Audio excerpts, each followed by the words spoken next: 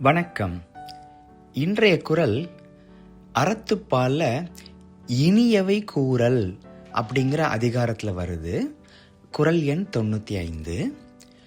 பணிவுடையன் இன்சொலன் ஆதல் ஒருவர்க்கு அணியல்ல மற்ற பிற. பணிவுடையன் இன்சொலன் ஆதல் ஒருவர்க்கு அணியல்ல மற்று பிற. இந்த குறள்ல வள்ளுவர் என்ன சொல்ல வர்றாருன்னு பார்ப்போம். பணிவுடையன் இன்சொலன், அதாவது பணிவு நிறைந்த மாதிரி இருக்கிறதும் அதே மாதிரி இனிய சொற்களை சொல்றதும் ஒருவருக்கு சிறந்த அணிகலனாகும். அதாவது நல்ல ஜுவல்லரி, அதாவது நம்மளை அழகுபடுத்தி காட்டுறது எது? ஜுவல்லரி. அதே மாதிரி நம்மளுடைய பணிவும் இன்சொல்லும் தான் நம்மளை அழகுபடுத்தி காட்டும் அப்படிங்கிறாரு. இப்போ நாம அதை சொல்லி பார்க்கலாம். என் பின்னாடி சொல்லுங்க. முதல்ல பணிவுடையன் இன்சொலன்